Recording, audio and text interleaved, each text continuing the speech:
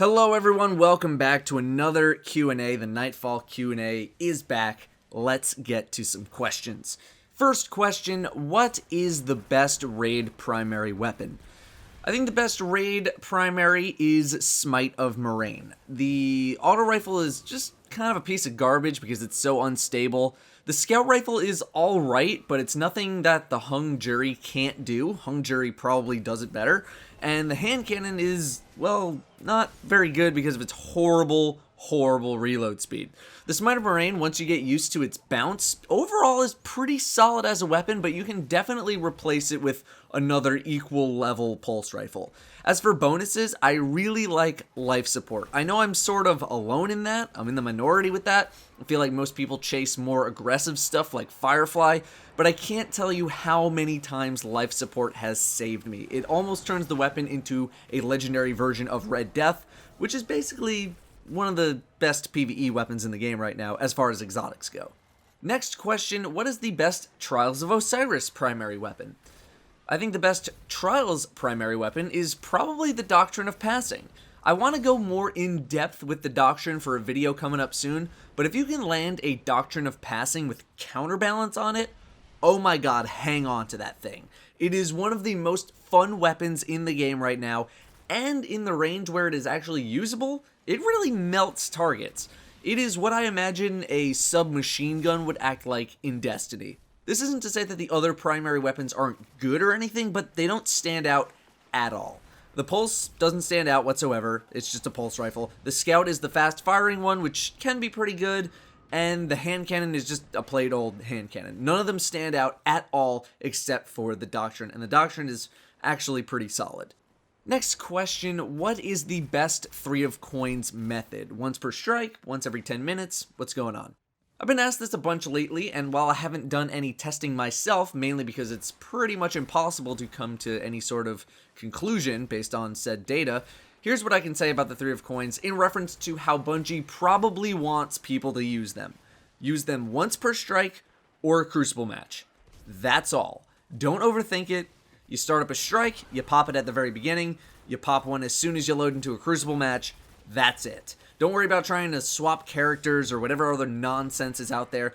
We just don't have enough data to prove what works and what doesn't, but you're going to save yourself a lot of hassle if you just use one in the way that I described. Once every strike, once every Crucible match, you'll be fine. Next question, what are your thoughts on Bungie giving out a 320 Ghost to everyone who played 7 games of Crimson Doubles?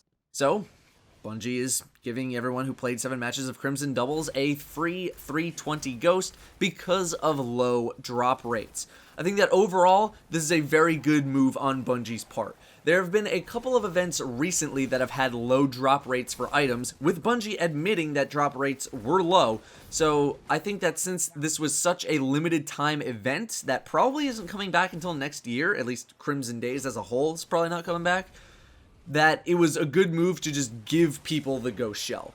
I'm personally happy and sad about it. You know, I'm happy that I'll finally be 320 light, but I'm kind of sad that I'm just getting a shell for playing some PvP. I didn't even have to win or do good, I just had to play. I was looking forward to finally getting that 320 raid ghost and having it be a big moment or something like that, but oh well, you know, I'll live. And, you know, I could just dismantle if I wanted to, but hey, you know, it's a collector's item. Otherwise, yeah, very good idea. But on a personal level, I'm happy and I'm sad. Next question, why did you change your name on YouTube? I'm sure literally everyone has noticed by now that I changed my name on YouTube from Datto Does Destiny to just Datto. That's the display name. I think either way, it was going to be a lose-lose situation for me. If I keep it as Datto Does Destiny and I move into other games, like I'm going to attempt to, then I'll just get the same joke on every video that I do now. Datto doesn't do Destiny, Datto did Destiny, whatever. If I change it to what I changed it to, then it's the same jokes. I'd like to try to do content for The Division coming up in March. I'd like to try to do content for Battleborn when it comes out in May. I'm experimenting. It's obvious that Destiny alone isn't enough to just live on that forever, and I'm trying to broaden my horizons, trying to bring that analytical theme to other games. As soon as Destiny comes back in full swing, so will I with my content. I've also seen some worry about some of the Trouble in Terrorist Town videos that I've done, that I'm trying to turn into a comedy channel or whatever, and that's definitely not the case. I just thought that it would be good for me to try out some stuff that I haven't tried out before and see what people thought, and if anything, just kind of brush up on my editing chops.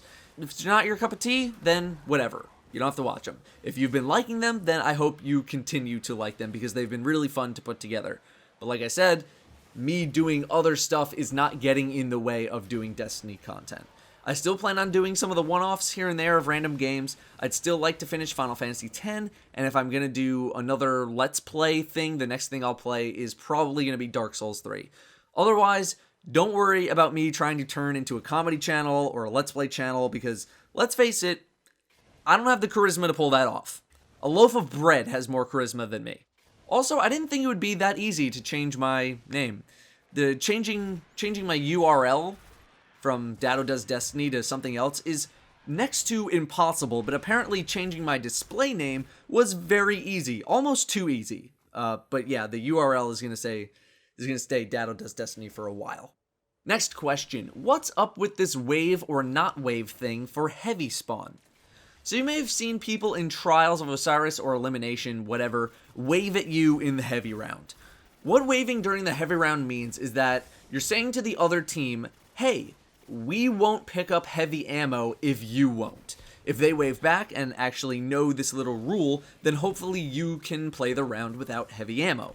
Of course, there are people who just wave back and don't know what this actually means, and there are also people who will wave and just pick up heavy ammo anyway because they are jerks. You can generally get a feel for if that's going to happen. Just, continue to hang around the heavy and see what they do first. If they pick it up right away, then, you just pick it up. But if they don't pick it up, then try and engage as normal. But yeah, it's a way to avoid the heavy round by simply not picking it up, since a lot of people don't like playing against heavy ammo.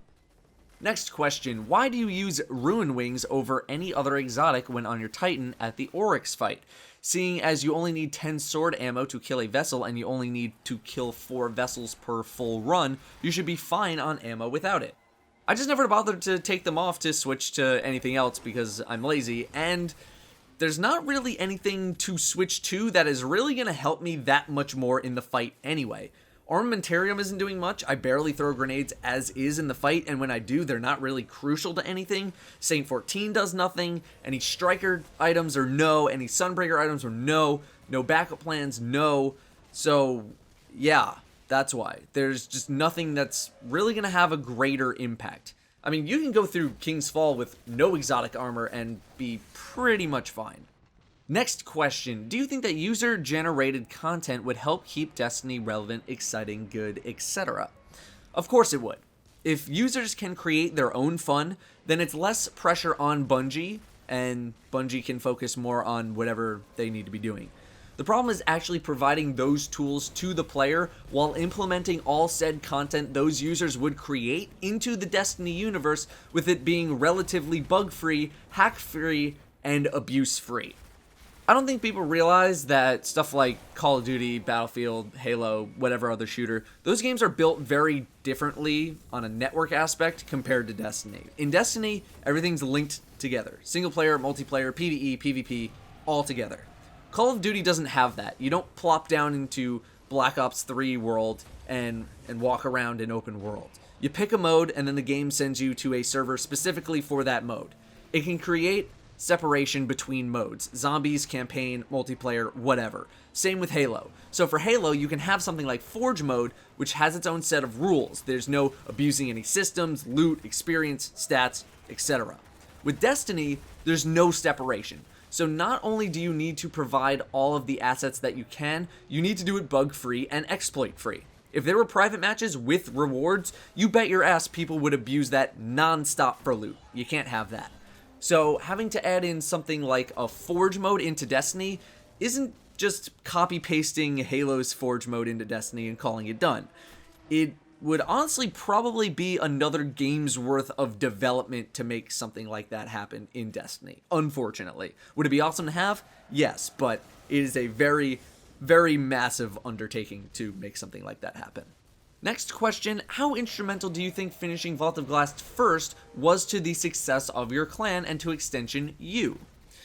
That depends on how you want to define success. I don't think us grabbing Vault of Glass World first was important to our clan in terms of being friends and having a good time with each other. Was it cool to get interviewed on like Polygon and Kotaku and stuff? Sure. But we could have lived without it if it never happened, and I don't think our clan would be very different if we never got World first. For me personally, I think it certainly helped in some capacity to establish myself as a premier Destiny YouTuber or as someone who knows the game very, very well. I'm sure that I still would have grown my channel regardless, but it's very, very likely that it pulled some people in. Last question, I have a challenge mode idea.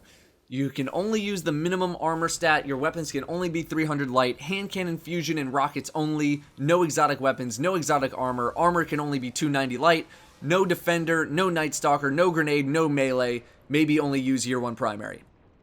Oh boy. There are 3 things that I look for when I do a challenge mode. 1, it is simple to understand. The rules are clear, it has a theme. Someone can come in, look at the title of the stream or video, and grasp what we are doing immediately. 2, it has to actually be challenging and fun to do. I get suggestions every day that are creative, but not challenging. It has to actually challenge us. Yes, everyone being a different subclass is creative. It's not really a challenge, it would just kind of be us doing the raid.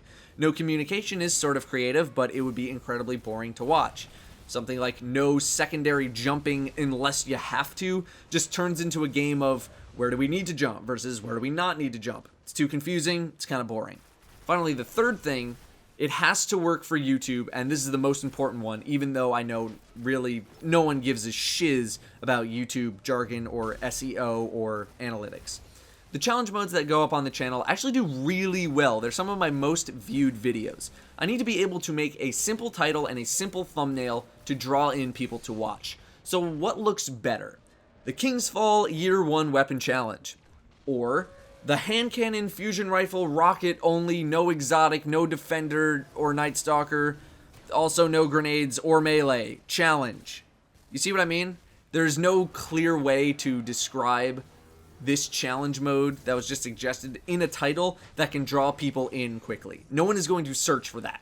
There's too much going on. It's a mess. It's partly why I haven't done another button reassignment challenge. As fun as it was, at the end of the day, it just looks like people who are terrible at Destiny playing the raid, and it is one of the worst performing challenge modes. I know people don't like hearing all this YouTube business talk, but that's part of the reality when people suggest challenge modes. I can't make a thumbnail for that either. Simple is best. Only this, no of this, light level this. It's why I'm very picky about the challenge modes. 99% of the challenge modes suggested either do not meet this criteria or are just kind of stupid. Anyway guys, that is the Nightfall Q&A. Thank you all very much for watching, and I'll see you next time.